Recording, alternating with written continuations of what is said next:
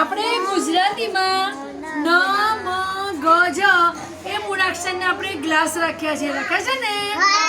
હવે અહીંયા આપણે શબ્દો છે. શું છે? પહેલા આપણે શબ્દ વાંચી લઈએ. આ કયો શબ્દ છે? પછી આ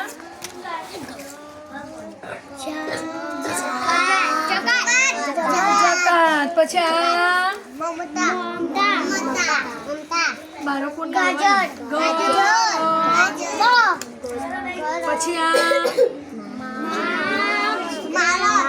માણસ. પછી આ પછી આ ચલો આ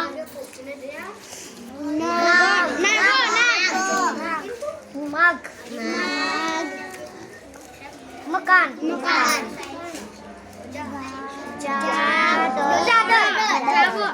જાદવ.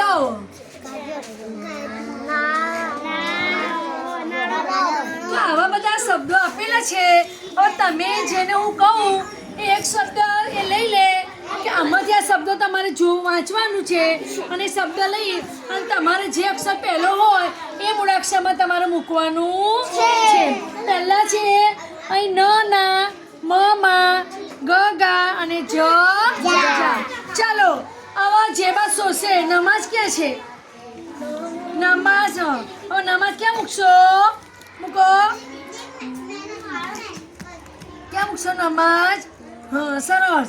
તો અહીં નમાજ અહીંયા શબ્દમાં મૂક્યો. નમાજ જ. સરસ.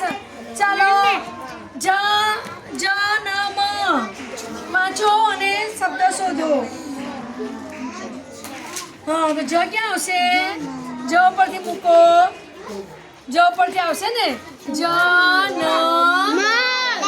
જ ન મ. ચલો સર. જાદવ. સરસ. જાદવ. Happy birthday. ચાલો અલિકાજી. ગાજર. ચલો ગાજર ક્યાં આવશે?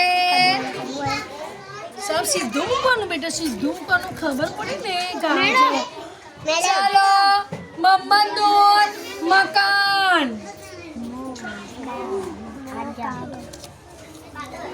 ક્યાં મૂકશો? કયા મૂળાક્ષર પર મૂકશો? સીધું મૂકવાનું. હા, જોવાવું જોઈએ. સરસ. ચાલો માંગ. હા, ચાલો એ મૂકવા દે ને. જેને મૂકવા દેવાનું. હા, મૂકો. પેલા શબ્દ ક્યાંથી છે? ચાલો ઇબ્રાહિમ. માણસ. ઇબ્રાહિમ માણસ. ક્યાં મૂકશો? સરસ. આવું ના મૂકવાનું. આમ મૂકવાનું. આમ મૂકવાનું તો આપણને ખબર પડે ને. ચાલો મેરીન.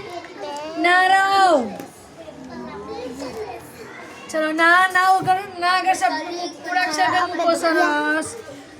ચાલો ગરજ. એ નિદા ગરજ શોધો. ગરજ. ચાલો સેજાન. નામ. મૂકો. નામ સીધું મૂકો. દેખાય એવું. નામ. સરસ. શાબાશ. ચાલો નાગ. નાગ. ચાલો તો ઉભા થઈ જા. બધા ચાલો અસરા પાટેમાં. જકાત. જકાત. બરાબર. ચલો હવે કોનો વારો નથી આવ્યો? ચલો મમતા. મમતા. ગામાં નથી આવ્યો. મમતામાં. ચલો અલીકા. એ ખલીફા અહીંયા આવો.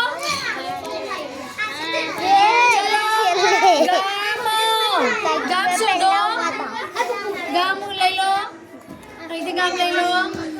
ચાલ ક્યાં મૂકવાનું? કયા મૂળાક્ષર મૂકવાનું? ગણ પર મૂકો. ગામ આમ આપણે ગામ મૂકવાનું છે. તો આવી રીતે આપણે મૂળાક્ષર જોઈ ને આપણે શબ્દ મૂકવાના છે. એ પ્રમાણે દરેક મૂળાક્ષર હું બનાવી લઈશ અને આપણે આ રીતે કરીશું. બરોબર ને?